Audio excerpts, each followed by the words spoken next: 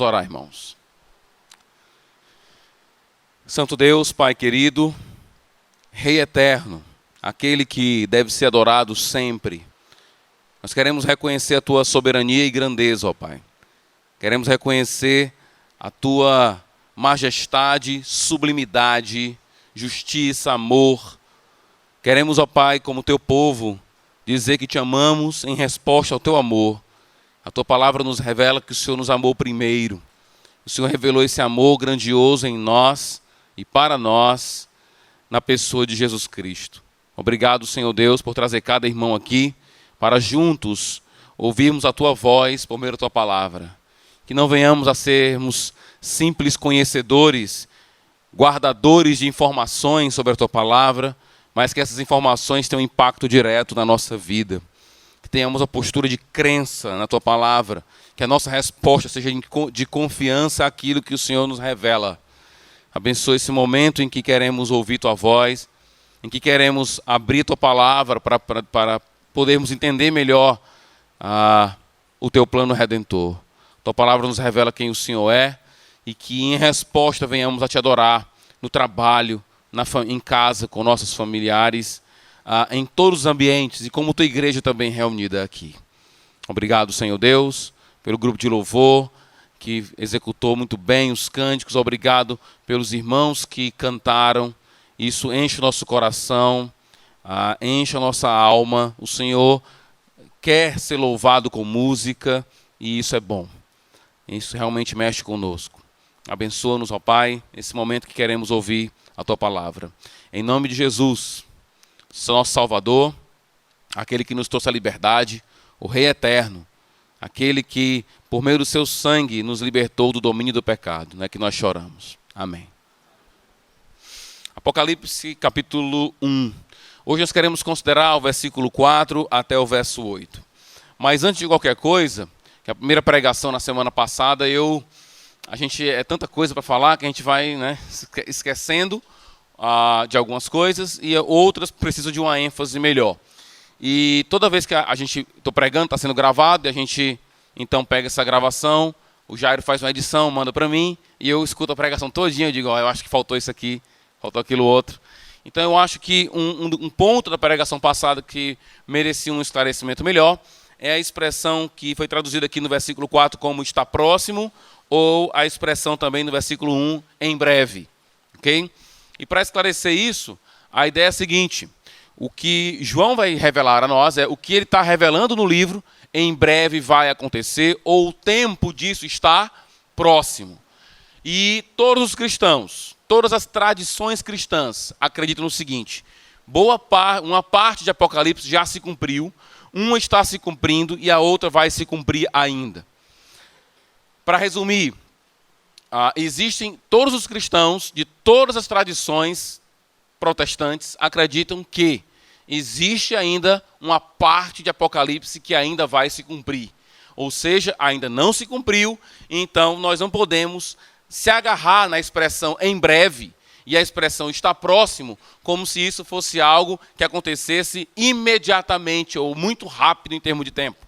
Não é essa a ideia. Em breve inclui uma sucessão de eventos. Essa é a ideia. Porque todo e qualquer cristão vai dizer: essas coisas aqui incluem o livro todo. E o livro todo ainda não foi completamente, suas profecias não foram completamente cumpridas ainda. Ok? Novo céu e nova terra ainda não se cumpriu, capítulo 21 e 22. No mínimo, todos acreditam que o 21 e o 22 ainda não se cumpriu. Ok? Então essa expressão em breve não pode ser entendida como algo assim imediatamente. É fato. Muitas coisas já aconteceram e já estão acontecendo, como nós vamos ver ao longo da nossa exposição do livro. Ao longo da exposição, essa pergunta, quando vai acontecer, vai ser levada em conta. Em algum momento eu vou estar pregando e vou dizer, olha, isso aqui é real agora. Isso aqui ainda vai acontecer. Ok? E nessa questão, muitos cristãos discordam e a gente vai estar expondo aqui a nossa perspectiva. Vamos lá, então. Esclarecida a questão. Talvez na primeira pregação também não falei, não lembro se que João estava na ilha de Patmos, preso, cumprindo uma pena lá, e foi durante essa prisão que ele escreveu esse livro. Essa informação, em alguns pontos da nossa leitura, deve ser sempre lembrada, porque nós estamos lendo um livro de um homem que recebeu uma revelação enquanto estava preso, cativo, ok? Numa ilha. Então, isso é importante, porque hoje nós vamos aprender, por exemplo, que nós somos denominados no texto de reis. Como é que um rei vive cativo numa ilha, preso numa ilha? A gente vai entender um pouco mais sobre isso, e isso é importante para entender a natureza do reino que nós fazemos parte. Muito bem, vamos para a leitura do nosso texto aqui. O que me chamou a atenção na leitura desse pequeno parágrafo foi como ele é cristocêntrico, como ele fala de Cristo. O texto vai fazer referência ao Pai, ao Filho e ao Espírito Santo. Nós, a tradição cristã, acreditamos que o Pai, o Filho e o Espírito, eles têm a mesma glória, têm a essência divina idêntica. Nós acreditamos naquilo que ficou conhecido como Trindade, apesar da palavra não existir nas Escrituras, não ter esse nome Trindade na Bíblia, nós acreditamos na Trindade, Pai, o Filho e o Espírito Santo. Porém, nesse texto, a ênfase maior recai sobre a pessoa do Filho. E é tão importante a gente entender quem Cristo é. Por isso que eu pedi para o Clênio ler o texto de Mateus capítulo 16, quando Jesus pergunta para o discípulo, né, quem o pessoal pensa que eu sou? E essa resposta é simplesmente chave para a nossa vida eterna. Quando alguém pergunta para você quem é Jesus, dependendo de como você responde e como você reage a essa resposta, isso vai determinar a sua vida eterna, a sua perdição eterna. E o que Pedro disse naquele dia, né, que Cristo realmente era o Filho de Deus, ou seja, ele tinha uma visão correta de quem era Deus, essa visão correta não foi dada a ele somente por uma questão intelectual. O próprio Jesus vai dizer, quem te revelou isso foi o meu Pai que está nos céus. Precisamos de uma cristologia bíblica. Precisamos saber quem é Jesus, não pelo que as pessoas dizem, mas pelo que o Evangelho diz. Vamos ler o texto então, que a gente vai saber quem é Jesus. É uma das respostas que encontramos no texto. Versículo 4 diz, João às 7 igrejas da província da Ásia. João está escrevendo aqui, o documento começa a ter uma cara de carta, e ele então está dizendo, eu estou escrevendo para as 7 igrejas da Ásia, a Ásia Menor. A Ásia Menor é o que hoje é conhecido como Turquia, e hoje, infelizmente, toda essa área que recebeu essa carta é marcada pela religião muçulmana. Ok? O cristianismo floresceu muito lá, muito forte. Inclusive, a pergunta que alguns fazem é por que João escreveu para 7 igrejas da Ásia Menor. Existiam tantas igrejas fora essas 7 aqui, inclusive igrejas mais fortes do que essas igrejas. Por exemplo, a igreja de Colosso, a igreja de Herápolis, a igreja de Trode. Então tem vários lugares, quando você lê o livro de Atos, você percebe que a viagem missionária do apóstolo Paulo passa por aqui. Então por que essas 7 igrejas? Por que 7 igrejas? Por que não 8? Por que não 6? E por que essas 7? Há muita discussão sobre por que somente 7 ou por que essas específicas aqui, se existiu outras igrejas que poderiam ter recebido a carta diretamente. Algumas questões aqui, primeiro. A questão geográfica. Essas igrejas ficavam numa localização privilegiada, que poderia, então, a carta, ao chegar naquela igreja, poder, então, daquela igreja, se deslocar para outras igrejas. Então, parece que existe aqui por trás da escolha dessas 7 igrejas, uma proposta estratégica também. Um outro ponto, o número 7, como nós falamos na primeira pregação, é um número de grande importância para o livro de Apocalipse. Todos os estudiosos concordam que o número 7 no livro de Apocalipse, em toda a literatura apocalíptica, dá a ideia de completude. Então, tudo indica que, quando João escreveu para 7 igrejas e não para 6, aqui eu estou pensando não no nome das igrejas, mas no número delas, ele está pensando também que esse número remete à ideia de completude. E isso nos leva a pensar que João não está pensando somente naquelas igrejas, Sardes, Filadélfia, especificamente. Ele tem uma mensagem para cada uma delas. Mas se você observar bem, passa a sua Bíblia em umas páginas rapidamente aqui. Olha o que é dito no final das cartas. Primeira carta é a igreja de Éfeso, não é? Olha o que ele vai dizer no finalzinho. Aquele que tem ouvidos, ouça o que o Espírito diz. A quem? As igrejas. Entende? Ele está dizendo, eu quero que você escute o que o Espírito está dizendo para todas elas. Então, o objetivo, na verdade, ao escrever para 7 igrejas, sim, tem um objetivo específico. Ele tem uma mensagem específica, por exemplo, para Laodiceia, que é a última igreja. Terrível, a igreja que estava realmente... É a igreja em que Cristo está do lado de fora dela, né, batendo na porta. Inclusive, alguns usam esse texto para dizer que Jesus está batendo no coração da pessoa e tal, mas ele está batendo na porta da igreja, porque ele está do lado de fora da igreja. É uma realidade específica da Laodiceia. Mas o convite de Deus é escute o que o Espírito diz, não para Laodiceia, não para Sardes, não para Éfeso, mas para todas as igrejas. Então, quando começarmos a nossa exposição do capítulo 2 e 3, nós temos que entender isso. A mensagem de Cristo àquela igreja tem uma aplicação direta à nossa igreja, a Igreja Batista aqui de Aquiraz. Muito bem. Continuando, ele vai dizer: a vocês, graça e paz da parte daquele que é, que era e que há de vir, dos 7 Espíritos que estão diante do seu trono, e de Jesus Cristo, que é a testemunha fiel, o primogênito dentre os mortos e o soberano dos reis da terra. Vamos parar aqui devagarzinho.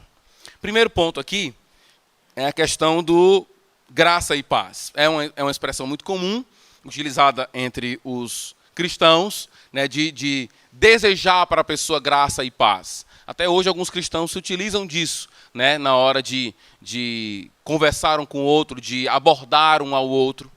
Agora, o meu ponto mais importante aqui é de onde vem a graça e a paz. Ele vai dizer, da parte de quem? Aí ele vai dizer, daquele que era, aliás, daquele que é, né? Vamos lá. É daquele que era, que era e que há de vir. Essa expressão nos remete, como se fosse uma paráfrase daquele encontro em que Deus tem com Moisés, no livro de Êxodo, capítulo 3, versículo 14 e 15, quando ele diz que ele é o que é, né? O nome de Deus é isso, eu sou o nome de Deus. Mas o texto vai além, ele vai falar que ele é, ele era, e aí ele usa uma expressão muito interessante, que há de vir, que é um tema muito importante no livro de Apocalipse, que é a vinda de Jesus. Mas aqui é uma referência clara a quem? Ao Pai. Então, muitas vezes, o que é dito de Jesus aplica-se ao Pai, aquilo que é dito do Pai aplica-se a Jesus, e o autor bíblico muitas vezes não tem nenhum tipo de preocupação com isso, porque está pressuposto em sua mente a ideia de que ambos fazem parte da mesma essência divina. Jesus vem é o mesmo que dizer que Deus vem. Talvez inconsciente, meu filho, essa semana, todinha, né, eu e Natan lutando com o Heitor para dizer o que é Natal para ele. O que é Natal, Heitor? O que é Natal? O que significa Natal? Aí ele disse, presentes. Papai Noel. Presentes, Papai Noel. Eu disse, não, Natal é o nascimento de Jesus. Depois de falar isso 10 vezes, assim, na sequência, o que é o Natal? Presentes. Papai Noel. Isso mostra que, né, você pode pregar 10 vezes a mesma coisa se o cara não quer ouvir. E tem uma hora que ele não sabia falar a palavra nascimento, ele dizia assim, de Deus. Pois é, de Jesus. Aí ele, de Deus. Inconscientemente ele estava dizendo, Jesus é Deus. E é verdade, aquilo que se fala de Deus se aplica a Jesus, o que se fala de Jesus aplica a Deus. É claro que não foi Deus Pai que morreu na cruz. Há distinção nas pessoas e igualdade ao mesmo tempo. Essa é uma doutrina misteriosa das Escrituras. E ele vai falar então de Deus, ele vai dizer, essa paz vem de Deus, daquele que é, que era e que há de vir.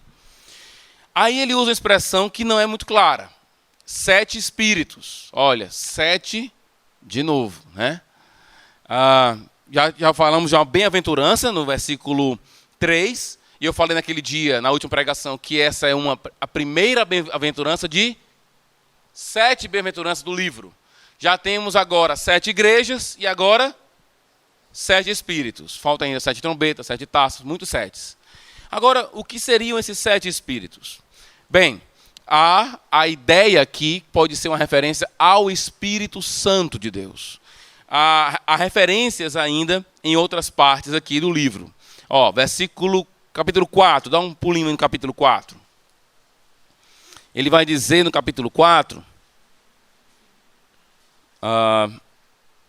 no versículo 5, ele vai dizer: do trono saíam relâmpagos, vozes e trovões. Diante dele estavam acesas 7 lâmpadas de fogo, que são os 7 Espíritos de Deus. Aqui nos é dito que são Espíritos de Deus. No capítulo 5, no verso 6, ele vai dizer, agora ligando os 7 Espíritos a Jesus, ele vai dizer: depois vi um cordeiro que parecia ter estado morto, em pé, no centro do trono, cercado pelos 4 seres viventes e pelos anciãos. Ele tinha 7 chifres e 7 olhos. O que são os 7 olhos? Vai dizer, são os 7 Espíritos de Deus enviados a toda a terra. Como nós temos aqui uma referência, uma ligação desses 7 Espíritos a Deus Pai e uma relação direta com Jesus Cristo, além do que ele está entre uma declaração direta ao Pai e ao Filho, a gente pensa que isso aqui é uma referência trinitariana. Ou seja, tem uma referência ao Pai, ao Espírito, depois ao Filho.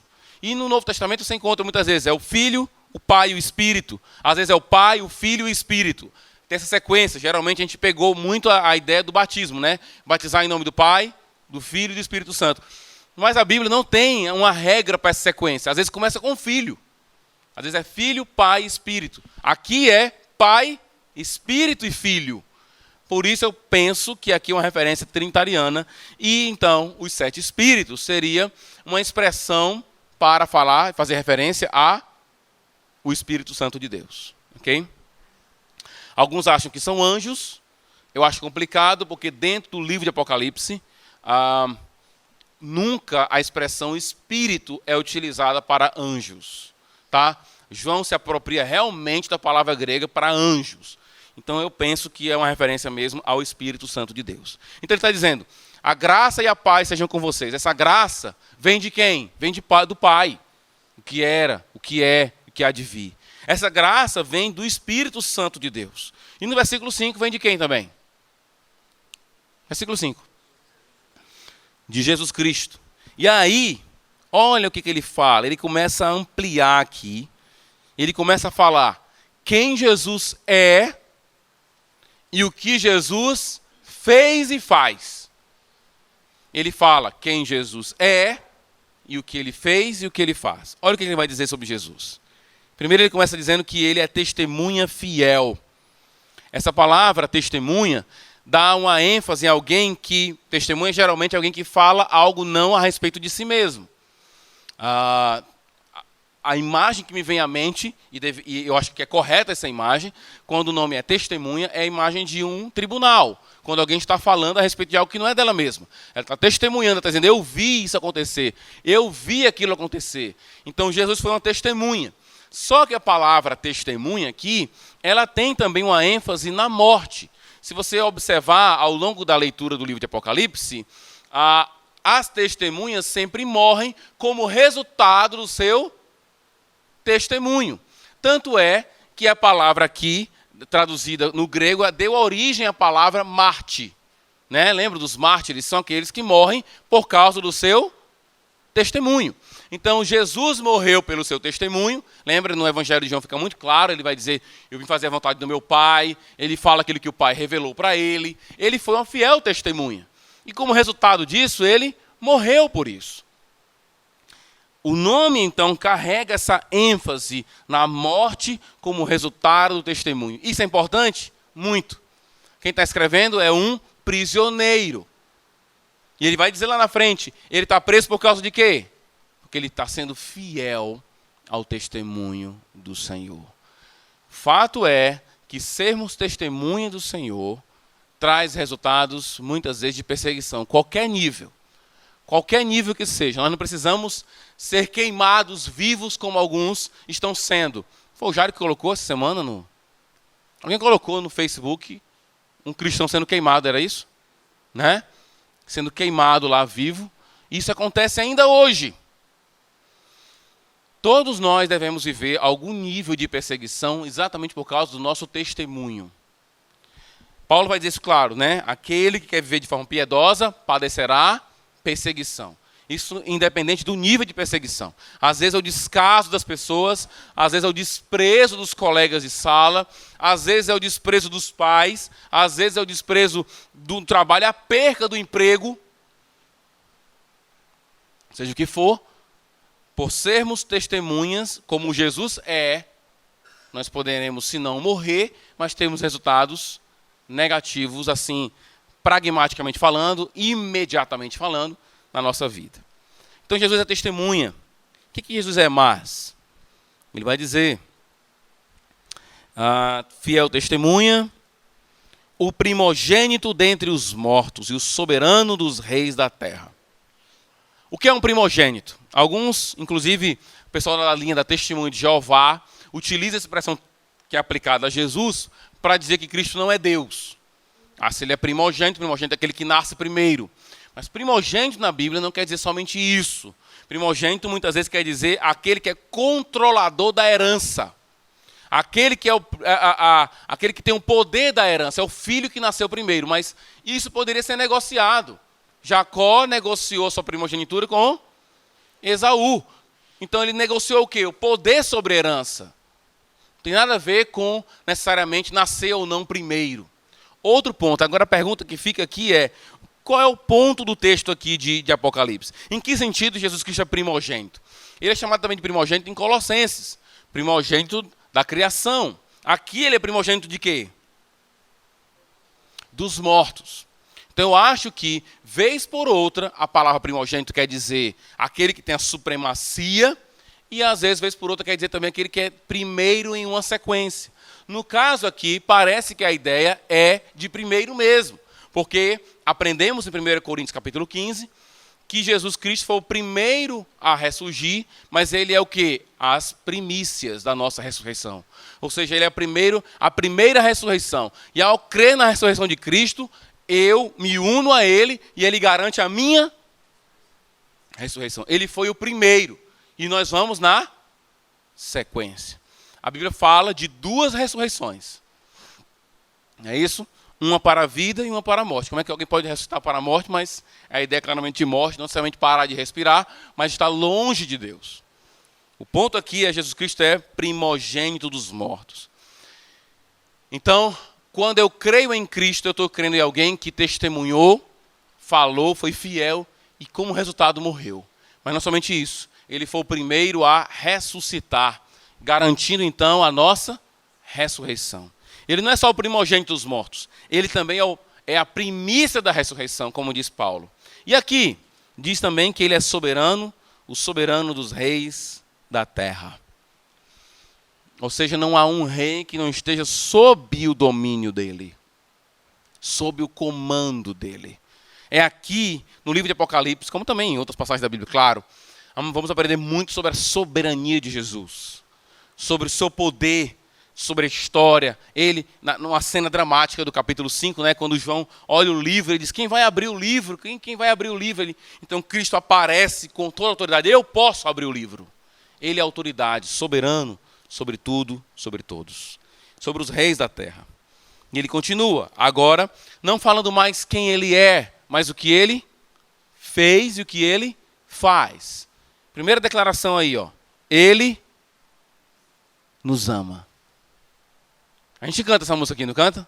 Nos ama, ele nos ama. Essa declaração é tão curta, são 3 palavrinhas. Mas o poder dessas palavras, o significado disso é muito grande. Jesus nos ama.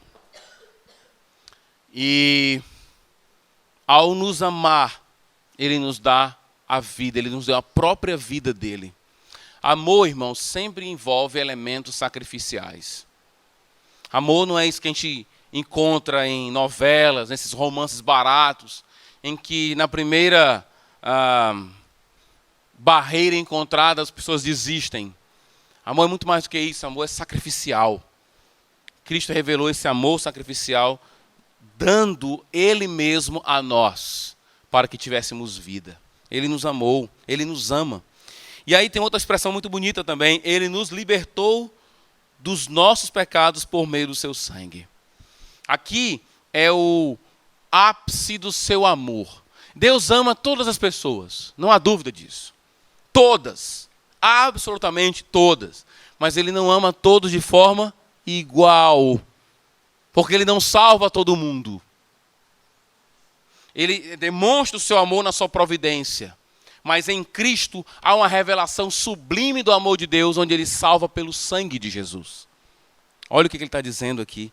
Ele nos libertou dos nossos pecados. Em que sentido, pastor, estamos livres dos pecados? A palavra libertado aqui pode dar a ideia de que eu estou livre da condenação do pecado, aquilo que me condenava, aquilo que Deus poderia dizer para você, olha, você fez isso errado, você não tem agido de forma correta, aquilo que poderia ser objeto de acusação, Jesus tomou para Ele mesmo e libertou a mim da condenação do pecado.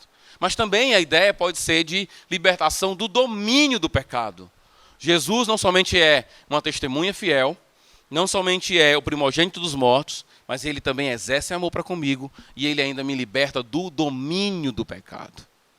Ou seja, aquilo que eu falei na semana passada, de ser servo do pecado, Deus então tira-me dessa condição de servo do pecado e passa a me transformar num servo dEle. Ok? Isso tem tudo a ver, e como o texto não deixa claro, não parece indicar assim, qual tipo de liberdade tem em mente, a gente pode pensar que está tudo em mente aqui, está tudo dentro do próprio texto. Ele vai dizer ainda, que eu acho que tem uma relação direta com o que ele acabou de dizer sobre libertação. Ele nos constituiu reino e sacerdotes para servir ao seu Deus e Pai. Ele nos constituiu reino e sacerdotes. São dois elementos distintos. Tem partes no texto bíblico em que, por exemplo, diz que nós somos um reino de sacerdotes. Mas o ponto aqui do nosso texto é que há duas características, reino e sacerdote. Essa palavra reino deve ser, digamos assim, melhor apreciada. Quando você encontrar nas Escrituras, dê uma atenção melhor a ela. Em que sentido nós somos o reino de Deus? No sentido de que nós estamos na esfera do reino, que nós somos beneficiários do reino. Em que sentido nós somos parte do reino ou somos reino de Deus? Quando nós continuamos a ler o livro de Apocalipse, quando chegarmos no capítulo 5 do livro, versículo 10, vamos aprender que nós somos reino no sentido de que nós reinamos. Não somente na ideia de que eu faço parte e estou dentro do reino, da esfera de ação de Deus. Não, eu sou reino porque eu sou rei. Porque eu fui feito rei e eu estou agindo como rei. É nesse sentido que o povo de Deus é reino, porque nós reinamos, função de rei. Não somente estamos dentro do reino, mas estamos tendo a mesma função, a função de rei. E nas aplicações vamos falar um pouco sobre isso, porque o texto parece não deixar claro em que sentido eu sou rei e estou agindo como rei. Mas o fato é, se você ler, e quando chegarmos no capítulo 5, expor o livro no capítulo 5, você vai ver melhor lá no versículo 10, que nós vamos reinar com Jesus. Ou seja, nós somos corregentes com Deus. Nós somos reis. E sacerdote? A palavra que ele usa aqui fica bem clara, né? Nós somos reis e sacerdotes. Aí tem uma frase logo em seguida, para servir ao seu Deus e Pai. Deus nos fez sacerdotes para podermos ter acesso e adorar ao Deus de forma perfeita. O que um sacerdote faz na Bíblia? Ele oferece sacrifícios. Nós somos convidados nas Escrituras, em Romanos 12, a nos darmos completamente ao Senhor. Nós somos sacerdotes e nós somos a oferta a Deus. Assim como Cristo foi sumo, sumo sacerdote, e também ele é a própria oferta. Assim nós também somos sacerdotes e nós somos a própria oferta. Paulo vai dizer, entregue-se, doe-se completamente ao Senhor. Romanos capítulo 12, versículo 1 e 2, ele vai dizer, rogo-vos pela misericórdia de Deus que apresenteis os vossos corpos como sacrifício santo, vivo e agradável a Deus. O que Deus então espera daqueles a quem Ele ama? Deus nos ama, Deus nos liberta em Jesus Cristo por meio do seu sangue, ou seja, por meio da sua morte na cruz, e Ele então nos faz rei. E Ele nos faz sacerdotes para nos doarmos a Ele. Para presenteá-lo com nós mesmos. Deus, o povo de Deus, os servos de Deus, é interessante porque nós somos chamados aqui no mesmo capítulo de servos e de sacerdotes e de reis. Ele vai dizer, tudo isso para servir a Deus. Deus quer, e aliás, vou colocar de outra forma, o povo de Deus é marcado por uma doação completa de quem são. Você se doa completamente para Deus, você é um sacerdote dele. A Ele sejam a toda glória e poder para todos sempre. Amém. Ele termina com um convite doxológico, nós chamamos, ou seja, um convite a glorificar a Deus. Queridos, difícil você, compenetrado com oração, ação do Espírito Santo, lendo aqui quem Cristo é e o que Ele fez por nós, e ainda assim não ser levado, não somente a adorar a Deus, mas a convidar as pessoas, a mesma coisa. Nós adoramos a Jesus porque sabemos quem Ele é. Adoramos porque o conhecemos. Não somente o que Ele é, mas o que Ele fez por nós. E nós sabemos também ao mesmo tempo que quando adoramos ao Senhor, não fazemos metade daquilo que nós deveríamos fazer.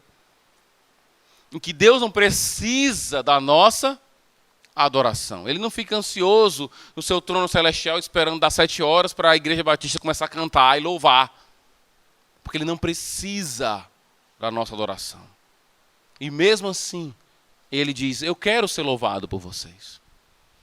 Eu quero ser exaltado por vocês. Deus, parece até algo egoísta, né? Deus nos libertou do pecado, nos fez reis, e eu vou depois falar um pouco sobre reis, para então adorarmos a Ele. Alguém pode dizer, mas será que isso é amor? Alguém que faz tudo isso para Ele mesmo. Deixa eu dizer uma coisa para você. Tudo que Deus faz para nós ao aproximar nós dele mesmo, é porque Ele está oferecendo a nós o melhor.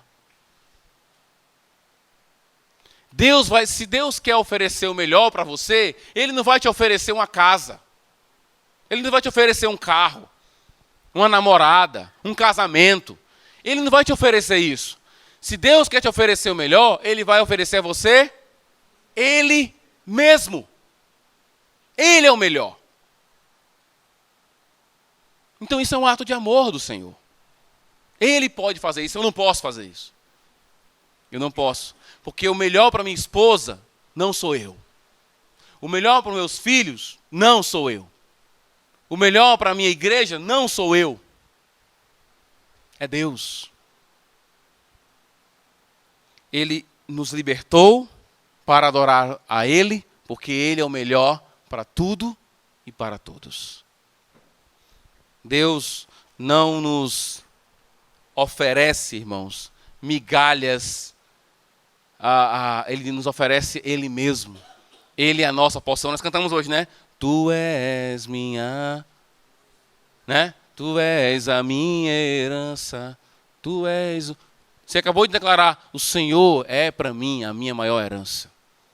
E ainda que a figueira não floresça, ou seja, tradução atualizada, corrigida, NVI. Se a minha despensa estiver vazia, eu vou te louvar.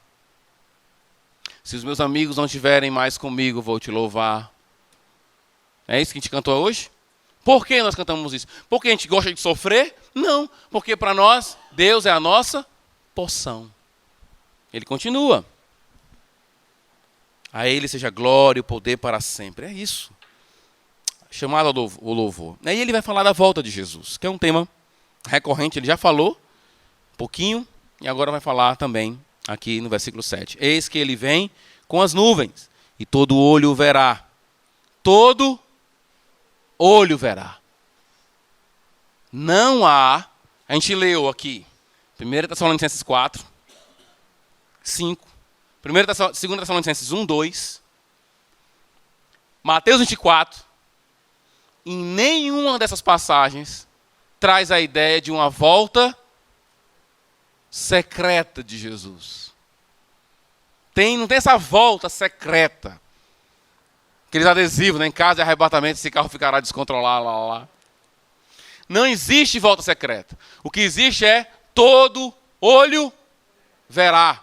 O que existe é, assim como o relâmpago que sai do Oriente e se mostra no Ocidente, assim há de ser a vinda do Filho do Homem. Todo mundo vai contemplar a volta de Jesus. Todo olho verá. Até mesmo aqueles que o traspassaram. E todos os povos da terra se lamentarão por causa dele. Assim será. Amém, ele diz. Lembrando que amém, irmãos, aqui só para uma notinha rápida, aqui uma digressão rápida aqui. Amém é utilizado quando a palavra amém quer dizer verdade.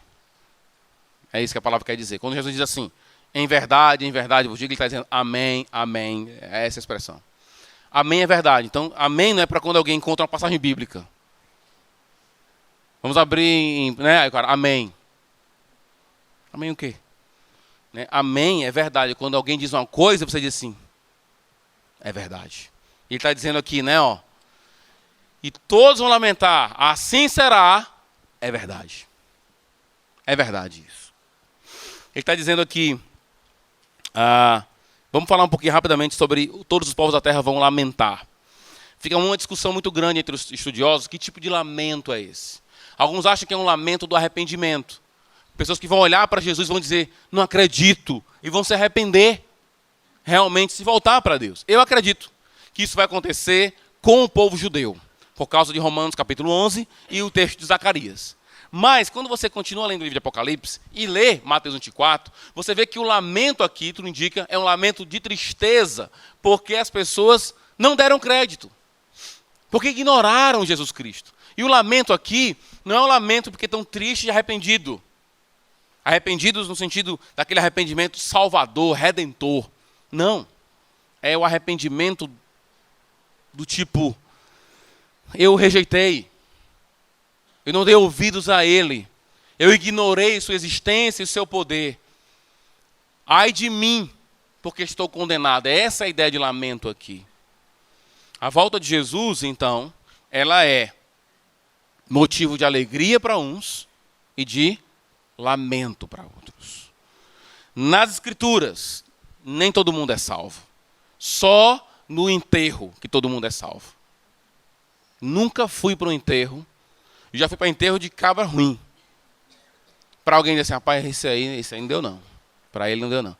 Todo enterro, todo mundo, ele está num lugar melhor. Ele está... Por que você diz isso? Aí geralmente criticam os crentes, porque os crentes dizem que são salvos, né? Mas todo mundo que morre está salvo, porque não posso dizer antes. Todo mundo que morre está salvo, não é? Ninguém diz assim, esse aí está no inferno.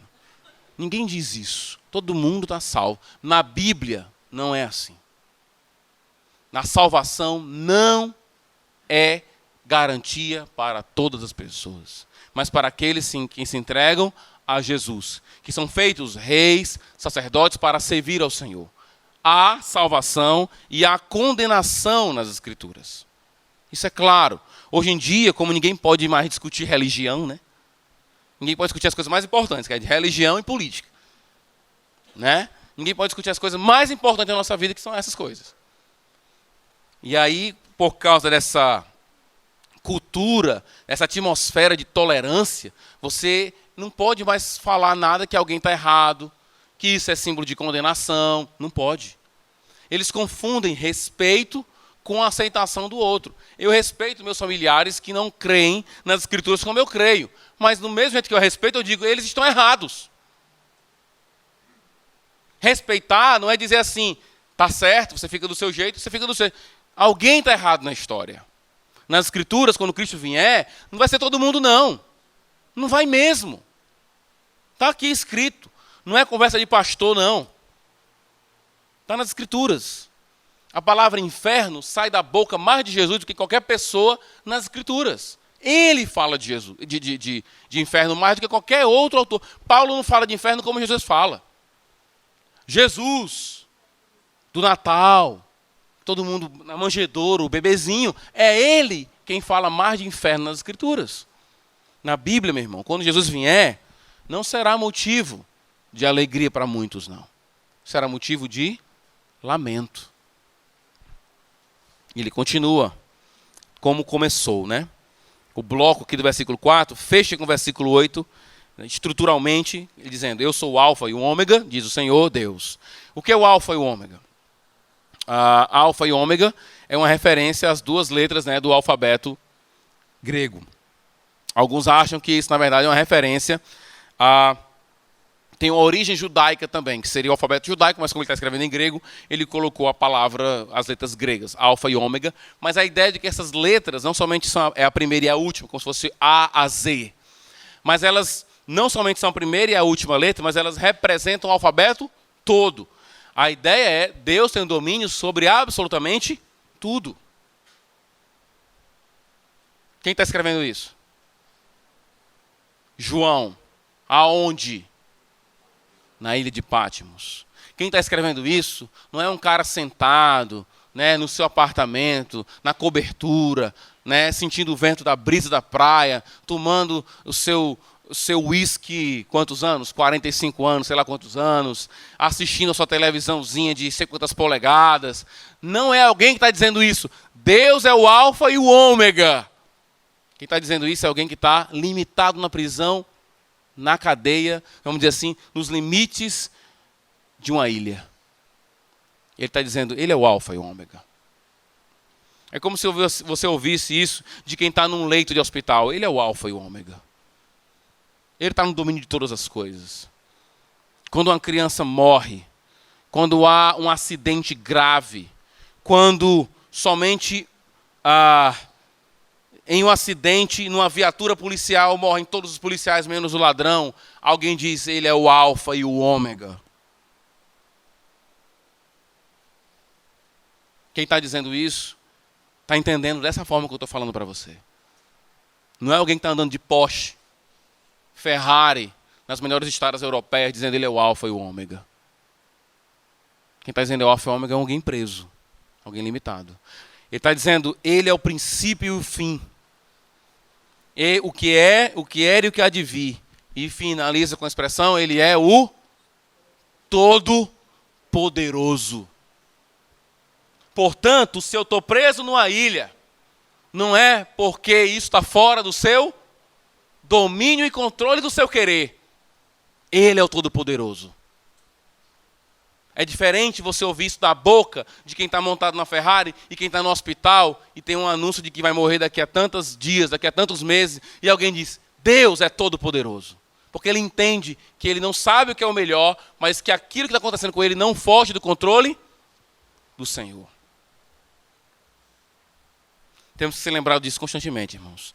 Deus é todo-poderoso. Vamos aqui a algumas aplicações. Primeira aplicação, vai ser rápida. Devemos ter zelo com as próximas gerações de cristãos. Essas 7 igrejas que receberam esse documento não existem mais.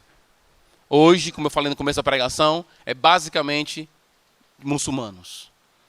Há pouco tempo eu falei para vocês da igreja que era a igreja de Abraham Kuyper, que é um grande pregador holandês, primeiro-ministro da Holanda, fundador da Universidade Livre de Amsterdã, um grande estudioso das Escrituras. Se você for lá na igreja de Abraham Kuyper hoje, quem se reúne lá são muçulmanos. Essas igrejas que receberam a palavra do Senhor de primeira, o livro de Apocalipse de primeira, não perduraram. Devemos tirar isso como desafio para nossas vidas. O que será esse prédio daqui a 50 anos, 100 anos? O que será esse terreno daqui? Do que será feito desse prédio aqui? O que será feito dessa cidade? Aquiraz será uma cidade marcada pela idolatria, uma cidade marcada pelo serviço ao Senhor. Terá ainda luz do evangelho nessa cidade daqui a 40 anos? A luz do evangelho ainda vai continuar brilhando nessa cidade ainda? Ou não? É dever nosso pensar nas próximas gerações. E isso se dá pregando a palavra do Senhor, certamente. Uma palavrinha sobre louvor. O texto nos convida a louvar ao Senhor. Por quê? Toda teologia leva à doxologia. O que é isso? Todo estudo aprofundado de Deus leva-nos a adorar a Deus. Se você lê as Escrituras, meu querido, e você não tem vontade de adorar a Deus, você está lendo errado. E o problema não é com a Escritura, é com você. Porque é difícil entender e ler esse texto, ler as Escrituras, saber quem Deus é, o que Ele faz por nós, seu amor, sua providência, aquilo que Paulo diz em Efésios capítulo 3, na sua oração, ele vai dizer que o amor de Deus excede todo entendimento. Às vezes alguém diz assim, eu não tenho palavras para descrever o amor que eu tenho por ela. Às vezes não tem palavra porque não tem vocabulário mesmo, o cara não sabe falar mesmo. Mas Paulo, quando está dizendo, não, excede o entendimento, não é alguém ignorante que está falando. É alguém que está dizendo, não há, por mais que a sua mente seja brilhante, você não consegue sobrepor e entender o amor pleno de Deus. Quando você entende o amor de Deus, quem Deus é, a testemunha de Jesus Cristo, que Ele não poupou sua vida, Ele morreu, derramou seu sangue por nós, você sabe disso e você não adora a Deus?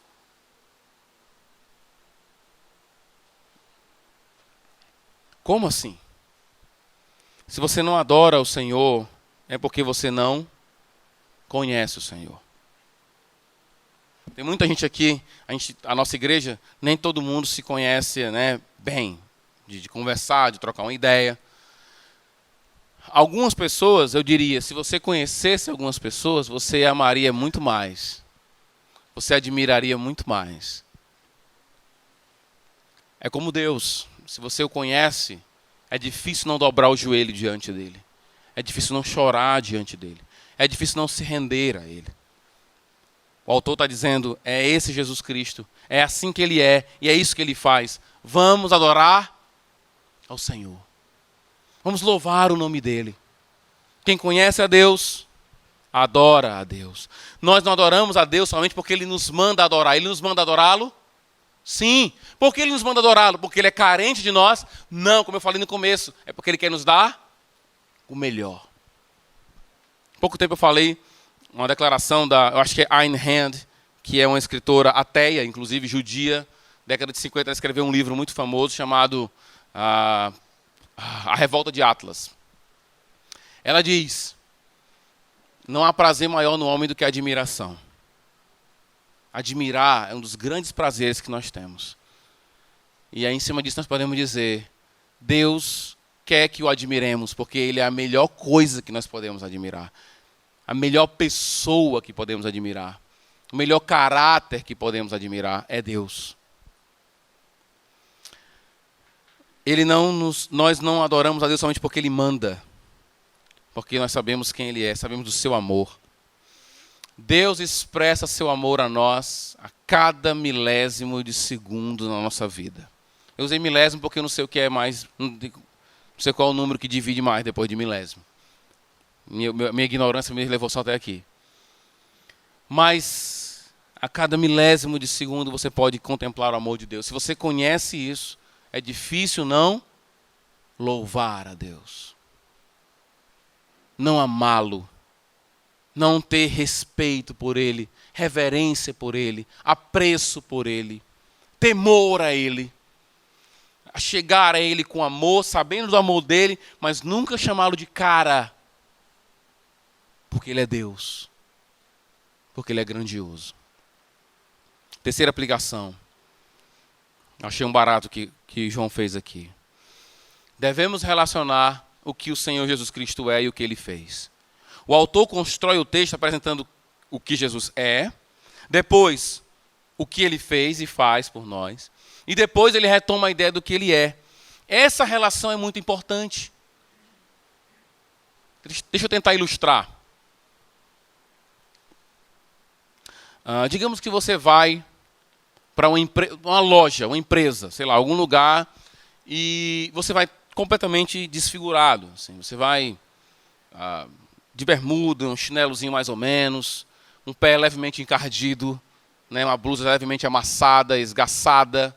E você então se aproxima de um ambiente extremamente chique, né, já intimidador pela beleza, pela estética e pela presença da turma. Você olha para a galera, todo mundo com jacarecinho aqui, né, todo mundo com roupas, né, tal, beleza. Aí você fica intimidado, isso também tem para mim não. Você chega, se aproxima, e alguém chega para você e diz: "Ei, cara, como é que tá? Tudo bem? Como é teu nome?" "Meu nome é Rômulo, tal." "Pois é. Chega aí, Rômulo. Quer sentar não com a gente aqui?" "Não, porque eu não estou muito bem vestido." "Não, cara, chega aí junto aí." E o cara começa a tratar você muito bem, a ouvir suas histórias, e você começa a ser inteirado daquele ambiente. Aí quando o cara sai, você vai saindo e alguém diz: "Você sabe quem é aquele cara que está falando com você? É o dono de tudo isso aqui." Muda alguma coisa para você? Muda ou não muda? Muda. Ele não era só um funcionário, ele era o dono. Quando eu sei quem é e o que faz, muda. João não diz só o que Deus faz, ele diz quem Deus é e o que ele faz. Isso é muito importante, eu não sei se eu estou conseguindo passar para vocês isso direito, mas o que eu estou querendo dizer é, o que alguém pode fazer por mim, não é o mesmo que Deus faz por mim. Alguém pode muito bem me tratar bem, eu posso entrar numa loja e ser recebido muito bem. Porque o dono da loja, ou o funcionário, vai me tratar bem pensando que ali tem uma possível venda e uma possível comissão. Mas quando é alguém que não vai ganhar nada, que me trata bem ainda assim, não muda? É a mesma ação. É a mesma ação. Te dá cafezinho, manda você sentar, trata você bem, pergunta pelo seu nome, trata você pelo nome. Só que esse cara, um está querendo ganhar uma comissão e o outro não vai ganhar nada de você porque ele não precisa de você. Muda a história? Muda completamente. Então entenda uma coisa, quando a Bíblia fala o que Deus faz, você não pode desvincular o que ele faz do que ele é. Ele é o dono do universo. Ele é o Todo-Poderoso. Ele assenta num trono de majestade. Ele não precisa de você.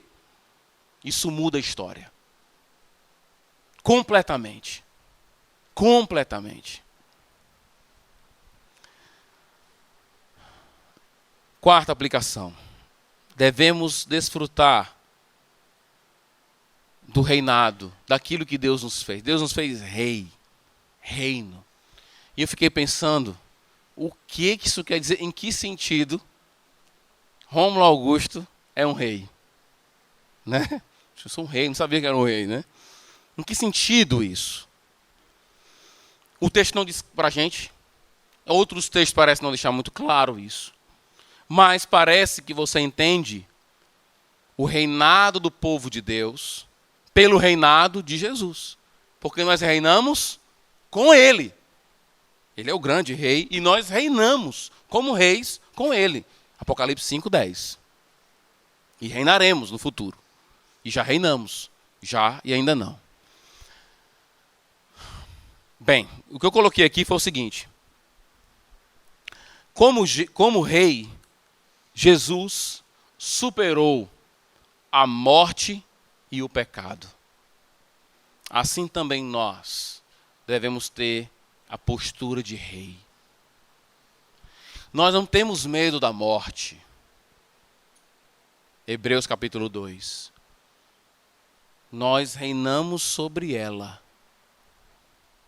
Nós somos reis sobre ela. É por isso que muitos cristãos são queimados, vivos, e ainda assim louvam ao Senhor. Leia o livro de John Fox, o livro dos mártires. E você vai ver lá declarações absurdas de pessoas sendo queimadas vivas e louvando e dando glórias a Deus. Ali são reis. Porque a morte não é para eles inimigo. Já está derrotada em Jesus. Destruída em Jesus. E o pecado? Romanos 6 nos diz claramente, nós somos livres do pecado. Não estamos, nós somos servos do pecado. Somos servos de Jesus. Não devemos mais estar sob o domínio de nenhum pecado. Todas as vezes que você se coloca sob o domínio de um pecado, é porque você está lutando com as suas próprias forças. Pode escrever isso aí, anotar, que está garantido. Todas as vezes que você vacila e que você diz, eu não consigo me livrar, é porque você está lutando com as suas próprias forças. É o seu jeito, é o seu método, você não quer ouvir ninguém, os conselhos de ninguém, é o seu jeitão, derrotado. Isso não é postura de rei, não. Não é postura de alguém que está sob o domínio disso, que não está sob o pecado. Deus nos coloca nessa condição. João, na ilha de Pátimos, é rei. Por quê? Porque ele ainda continua sendo fiel testemunha de Deus, mesmo na opressão da cadeia. Ele é rei. Porque ele não tem medo da morte. Ele é rei. Qual é a meta? O texto que a gente leu há pouco tempo aqui, na quarta-feira, Hebreus 13. O que pode fazer o homem contra nós? É nesse sentido que nós somos reis. O que o homem pode fazer contra mim? Contra você? Ele pode dar um tiro em você. É isso. É isso que o homem pode fazer? Estou falando de coisa verdade, coisa que tem efeito eterno. O que o homem pode fazer? Nada. Nesse sentido, somos reis, irmãos. Parar dessa postura pequena e tola, muitas vezes, de agir como um dependente do pecado. O que a Bíblia faz com a gente várias vezes é alertar para a gente, você não é assim. E lembra que eu falei um dia desse aqui. Quem é que pode dizer o que eu sou? Não sou eu mesmo. Eu não tenho a condição de dizer o que eu sou. É Deus quem me diz o que eu sou, porque Ele é o meu Criador. Só pode entender a criatura o Criador. E só pode entender, quem pode dizer como é que a criatura funciona e o que a criatura é quem cria. Eu não posso dizer o que eu sou. Olha aí como nós somos sem futuro, nesse sentido, né? Claro que nós estamos vestidos de honra e glória. Salmo 8. Mas eu não posso dizer nem o que eu sou. É Deus que me diz o que eu sou. Ele está dizendo para você que se entregou a Jesus, você é rei. Sacerdócio. Somos também sacerdotes. Isso quer dizer o quê, pastor? Que eu tenho acesso a Deus. E quer dizer que eu ofereço sacrifícios ao Senhor. E esse sacrifício sou eu mesmo. A minha oferta ao Senhor sou eu mesmo, plenamente. Deus não quer seu dinheiro. Deus não quer nada de você, a não ser você plenamente dado a Ele. Isso é a postura de um sacerdote. Por último, Deus é o alfa e o ômega. Sim, Jesus Cristo é o alfa e o ômega. Ele comanda todas as coisas. Sim. Mesmo com todos os seus problemas em casa, Ele é o alfa e o ômega. Mesmo com o governo que nós temos corrupto em todas as esferas, Deus ainda é o alfa e o ômega. Mesmo com a ausência completa, quase que total, de justiça no nosso país, Deus ainda é o alfa e o ômega. Mesmo com o convite ao pecado que o mundo nos dá todos os dias, Deus é o alfa e o ômega ainda. Por que isso é importante de entender? A gente diz isso, canta isso, mas na hora que está passando por alguma questão, a gente tira Deus da parada na hora. E a gente procura responsáveis para aquilo. Alguém faz um mal para você, foi ele que fez. Foi ele que fez. Foi o Léo que fez isso comigo. Ok, não para aí não, continua. Foi o Léo que fez isso com você? Foi. Eu vi ele fazendo isso comigo. Ah, ok, continua. Como assim? Para aí não, cara. Isso está sob o domínio de quem? De Deus. Então não leve isso em desconsideração, não. Porque sempre é assim, o Léo fez isso contra mim, eu sou agora, canonizado. Eu sou, o santo pradoeiro do Aquiraz, porque o Léo fez isso comigo. Agora eu sou o cara mais inocente do mundo. E eu esqueço dos meus pecados e esqueço também de que o Léo só fez isso porque Deus não somente permitiu, que essa palavra eu nem uso para Deus, porque Ele quis. Porque Deus quis. E eu não posso ignorar isso nunca. Jamais. Deus tem um projeto em tudo, porque Ele é o Todo-Poderoso. Ele não é menino que fica... Ele não é esse Deus pequeno que o povo tem deserto para vocês, que Ele fica lá permitindo coisas. Ora, permitindo. Ele quer. Tudo que acontece é o que Ele quer. Ele sabe o que vai acontecer no futuro, porque é Ele que escreve o futuro. Tudo está sob o seu domínio. Agora, se você adora um Deus que não é assim, esse seu Deus não vale a pena. Teu Deus verdadeiro, Ele faz tudo o que Ele quer. Misteriosamente. Tudo o que acontece está no comando de Deus. E Ele ainda não é culpado do pecado.